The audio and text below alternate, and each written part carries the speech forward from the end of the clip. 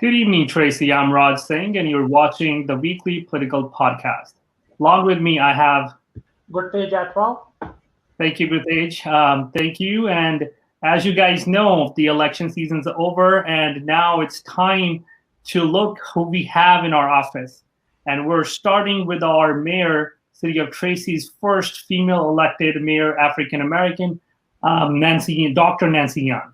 Dr. Nancy Young is not required an introduction. She served on the council for 8 years, and now she's elected as a mayor. So let's all hear from Dr. Nancy Young. Welcome.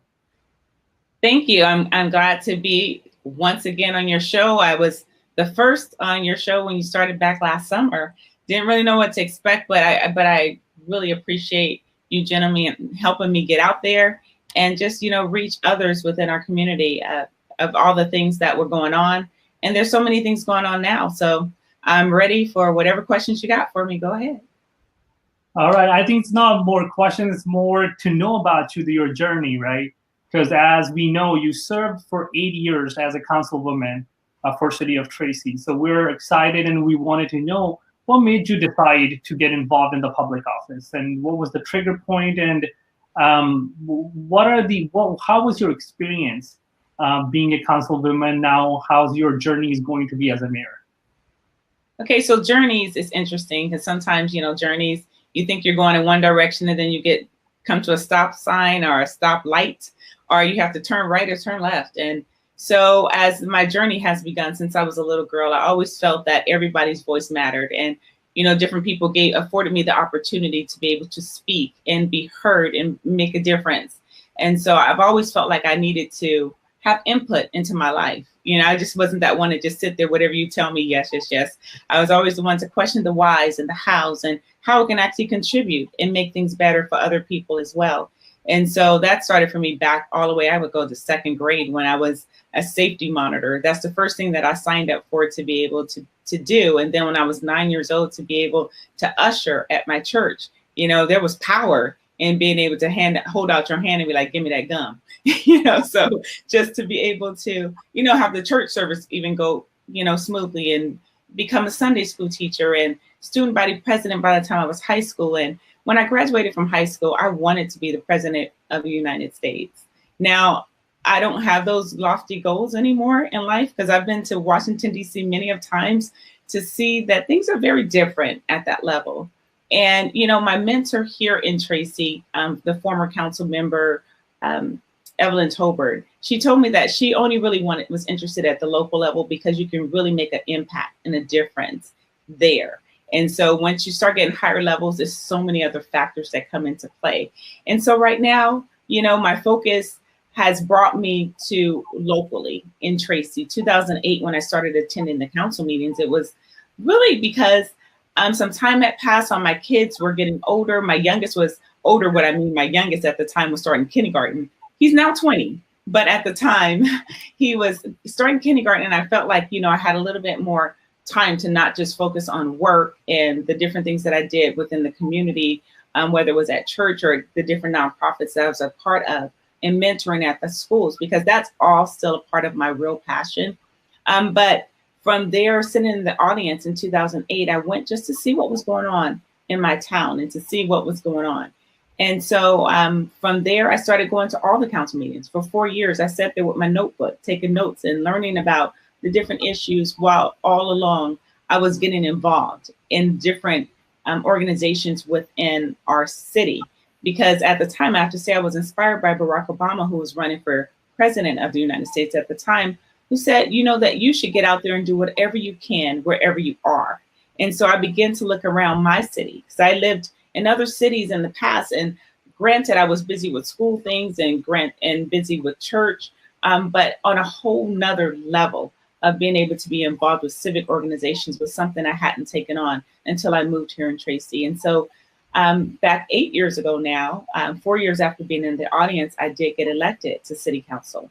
And so it was fascinating. And I tell you, to this day, every time I walk down the steps at City Hall or walk into the lobby of City Hall, it's still awe-inspiring. I'm like, oh my goodness, somebody voted for me. I'm here. I can't believe it.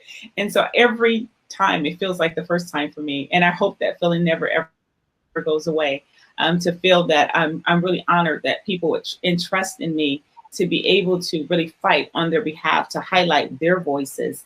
And so, you know, to go sit behind the dais was like, wow, to look out in the audience from a different perspective than actually sitting in the audience. That was something different. And I likened it, and I was explaining to one of the new council members, I said, it's like being an aunt, you know, and you're that good aunt. You spend a lot of time with your nieces and your nephews, but then you become that parent. And when you become that mother or that father, it's a whole nother responsibility that you have, that I'm responsible for this little life. I'm responsible for their protection. And so, I mean, as you would know, Raj, now becoming a dad, you know, it's like, oh my goodness, I don't want anything to happen to them.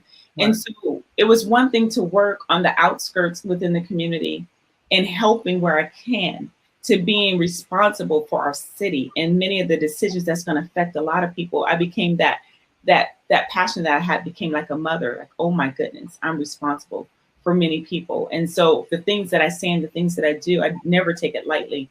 And the decisions that I make, because I know the gravity of it's the ripple effect and throughout years to come. And then now that I've crossed over after 4 years on the council, now serving as the mayor, I've only been in my seat for a week tomorrow. But the reality of it is many people have called, not just to congratulate me, but to ask me different things and really try to give input as to how they can help in their businesses and as individuals and within our community. And it's amazing. I'm like, okay, I've been here for 8 years. You know, people didn't reach out to me the same way as a council member as they are as mayor. So I really feel that responsibility to make sure that that information is getting disseminated and that we're really trying to pull people together, to pull all the resources together to be able to make Tracy better together. So here I am now, 51 years old. I can't believe it. I was in my 30s when I started sitting in the audience, but to now be a mother and a grandmother, it's intriguing. I'm excited. It's a new part of a journey for this part of my life. So now I've turned another corner, and now I'm just going down this new path, just blazing trails ahead. But I'm excited to what the future is going to bring. I'm excited for our new council. You know, I mean, sometimes I just feel like, you know, God knows exactly what he has for us. And he knows exactly the team that he's prepared for me to work with. And so my whole new theme is all about Team Tracy. I totally want us to be connected, collaborative, and to be able to really come up with some great solutions together that's going to move Tracy forward together. It's not about Nancy. It's not about anyone individually, but how can we as a unit make this everything better, and how can we plan thoughtfully about our future? Thank you very much, Dr. Young. So you are part of this society since long and in the leadership role as a city councilwoman. So you saw this city, a small city, a small town feel, so grew to this level, and it is growing at a tremendous rate.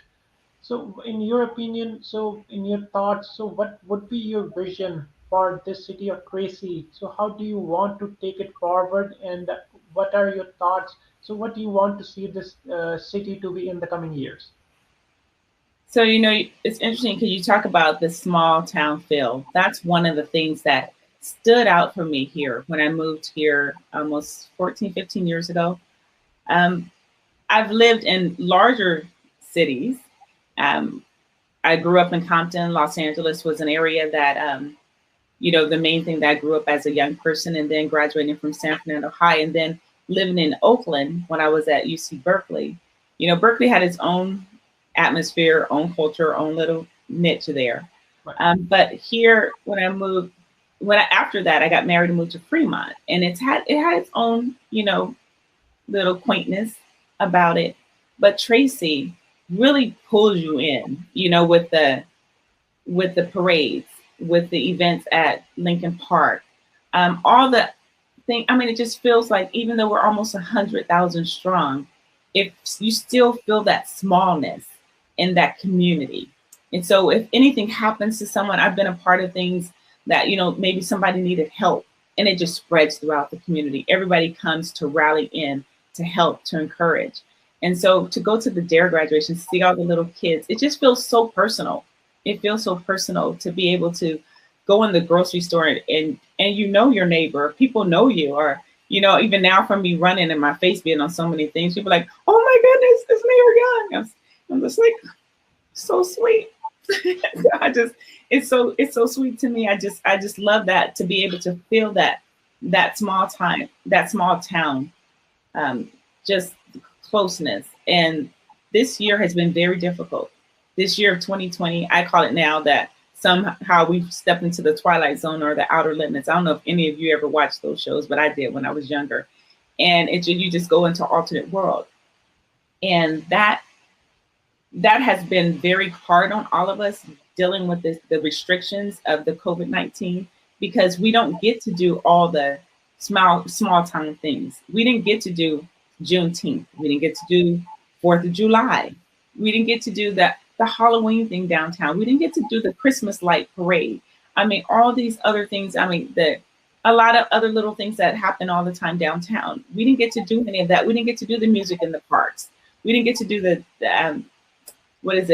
Friday night live things outside, the block parties, all those different things, the country western, the soul, the different ones. Those are so many things that bring community together. We feel so disconnected. So my real goal is to find ways to connect us. You know, Zoom is a whole new thing. StreamYard, all these different things are new. And as I said in my opening speech at council, is that we need to try to find ways to make lemonade out of the lemons that we've been dealt this year. And so my real goal is, first of all, to try to foster that teamwork, to foster that. I think that's my number one priority, really, for the council, because no matter what we tackle, if we know we're on the same team and we all can be heard, then I think we can move things along most expeditiously and for the best benefit of the community, where no one's trying to really highlight their voice more, but our voice is collective. I don't know if you've ever sang in a choir, but I did for a number of years. I was directing a adult choir when I was 11 years old.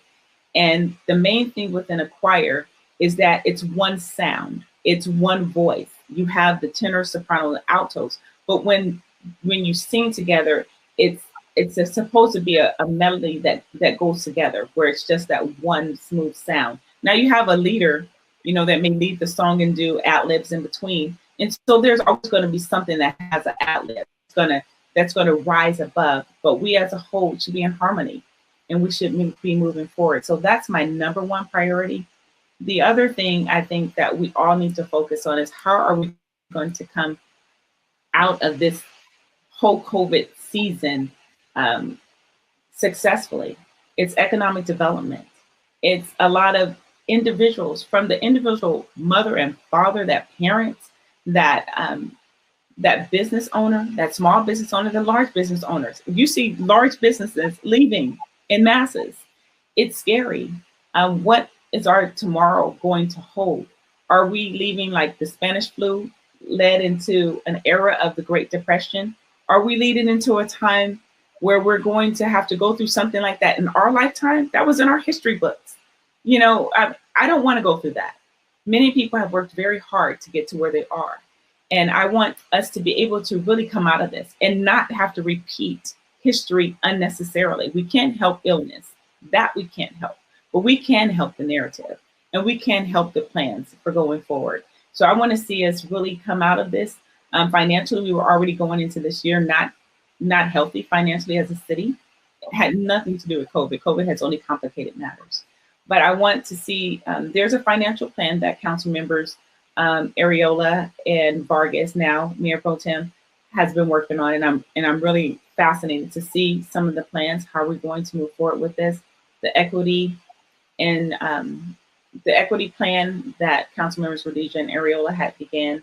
I'm trying to think what that second word is, equity and empowerment or something that we're doing, that's really to go through every thread of our organization and every thread of our community to feel that connectivity and to make sure that the excuses of the past aren't what we use for the future, and how we can elevate and how we can promote and how we can include in all of our voices with every commission that we have, with every level of employment, with everything that we do, to be sensitive to the varied community that we have. It's not Black, it's not white, it's not all Sikh, it's a mixture. And we need to honor that mixture and make sure that all the voices are mixed in there and heard and moved forward. I'm really concerned about housing, and this is the last point that I'll touch on right now. I'm really concerned about housing. We've already been talking about affordable housing before March. And so it's a very real need that we have. But because of COVID, it's definitely complicated a whole segment of people, not from those who are already homeless and the lack of even a warming center, that we're trying to get something right now because it's freezing outside. It's cold. It was cold all day today. And so, I mean, I was laying in my bed last night really thinking about how I'm cold and I had to get up and turn on my heater, but nobody outside could just turn on the heater outside. You know, I'm just concerned about our homelessness. I'm concerned about the affordable housing because many people are on the brink of losing their homes.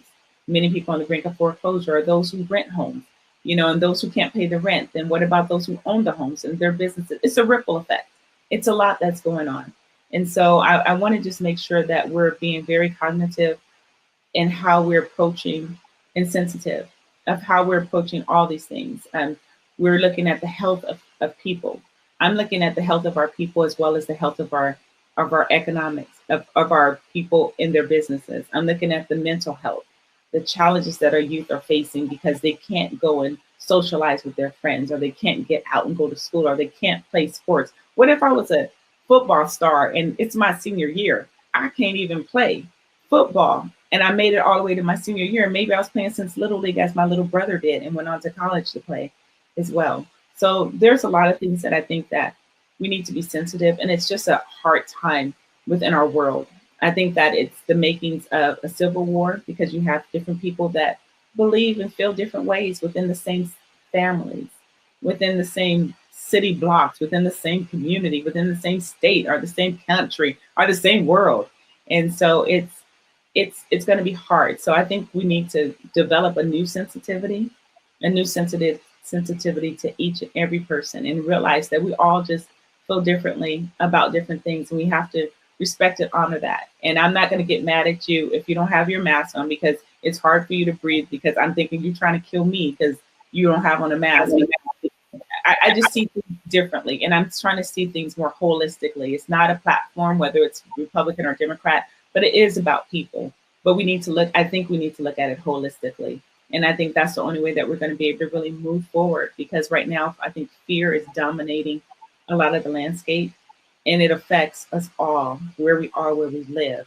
And so I know early on with our council, as I was mayor-elect, I said, I know some of you probably mad at me, mad that you voted for me because I'm fighting for some of our small businesses. But I feel that it's my job and my position to look at the larger picture. And that's truly what I'm trying to do. And I'm just praying that, you know, we find a way to move forward together and respect and honor one another. Absolutely. And I'm glad that these are the very imperative points that everybody needs to know, and what their leader is thinking and what the leader is working on. As you said, being in a small town and having a small businesses, which are the backbone of any town for their growth. And you're supporting that, you're working towards that. And obviously we're dealing with the COVID and giving the choice, somebody, it's advisory, right? They want to wear a mask for their own protection, which they should, and there should be some protocols. But I'm going to leave that up to everybody smart and intellectual. They can make their own decisions. So thank you so much for touching all those great points. And I want to move forward to our next segment of our show to know, like, you have such a great vision. You have such a great policy-making experience from last 8 years. So if anybody from the town as a Tracy resident would like to add a value, how would you advise them that they can reach out to you, or how would they make a value addition to your policies? Okay, so one of the things that I brought up, and I intend to bring it up again, and that's the Citizens Academy, and that is really just information and education for the citizens within our community of how things work and how people can be involved in things. Because something may be a passion for you, like for instance, Roger Birdsall ran for council when I ran, I think back in 2012. It might have been no, it was 2012. But his passion was all about education and about bringing a college here. So what did he do? He helped to build this consortium to bring a college here. And so it doesn't have to stop, wherever people's passion is. Well, if I can't be council member, then I'm not going to do anything. So you can really make a difference wherever you are, whether it's on a commission and you learn more things within our community, or you get involved with a civic organization, or you create your own things, like different ones, have passions for technology. And that's something that we're in a technology stage and era of our lives. And I think that it would be neglectful for us not to consider technology. And so maybe, they can be a part of solutions and things that, forward thinking. There's some other things already in the works, and everyone don't always know on what's going on behind the scenes. But there are a number of things. And so I think it's really interesting when people do ask us and have meetings with us so that we can actually share some of the things that are actually in the works, and then people understand and get a better picture of what's really going on. But because we do have term limits, we're not here forever. I served 8 years, which is the maximum you can serve in Tracy as a council member, unless we get things changed with the mayor. The mayor's position is only 2 years, and you can serve a maximum of 4 years. So 2-year terms. I did support past discussion on changing that to 4 years, because you really do lose the continuity of historical context, relationships, and a lot of things when it's short. But it probably won't affect not even my next term. But I'm all for looking that up so that we can, hopefully whoever we get in, post me, will be able to be there longer time to be able to make more of an impact and see things come to fruition. So meanwhile, I will have my doors open at City Hall as soon as public is able to come in. I already started decorating my office, trying to make it look a little girly. I'm actually the second female. There was another lady, I still don't know her name. They're supposed to look it up and let me know, who was a council member back in the mayor back in the 80s. But I am the first person of African-American descent. So I'm still very honored, and I'm excited. So as soon as we can open the doors back up, I will have set hours. People can just drop in if they want. Meanwhile, they can always get a hold of me. They can contact me via email or text. I'm really good at text, better than anything. We have a formal city phone, and you can always call the city and get that number. But my cell number is 510-459-5505. That is my Nancy Young. And that's just really the best way to reach me. And I know people say you give out your number, but I actually found that I've never actually had it abused. In the moment that I do have it abused, I just have to block you. But other than that, I've had this number for more than 20 years, and I don't plan on changing it. And so you can always email me as well. I have a few emails now, which is Nancy Young, the number 4 Tracy@yahoo.com. And so that's probably the very best one to reach me at if you want to reach me anytime, any day. And some people do take advantage of like midnight. Before, we had some real issues when it was a fire going on. And so this one lady got in touch with me because she needed to get in touch with some fire directors. And I was able to connect her in the middle of the night. It was an emergency. So I understood that. And so it wasn't just, to chit chat. So if anybody wants to, get in touch with me, I am available. I am, I try to be as personal and open as I can. I am really like an open book. I don't have alternate agendas. I say exactly what I mean, and I mean what I say. And I don't ever have to try to remember what I said to whom, because it's always going to be the same thing. It's always going to be the truth. And so I just found out that from a young age, you don't have to try to remember the truth, because the truth is, it's the lies that you have to try to remember who you told what to. So. Totally right. Yep. I can't hear you, Gorted. That was because I see your mic thing is off. Somebody had posted a thing the other day. It says the quote of 2020. It says you're on mute.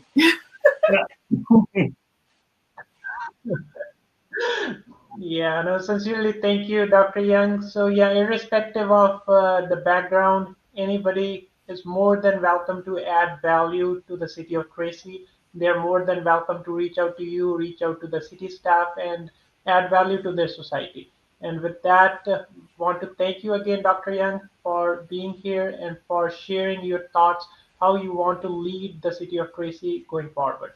So with that, we'll request our listeners to please get engaged for your society, for your city, so that we can make it a better Tracy for our tomorrow, a better Tracy tomorrow. Thank you Thank very you so much, much, and guys. I we'll really meet you again. appreciate you having me today. Call me anytime. Y'all got myself. All right. Okay, thank you. All right. Okay, bye.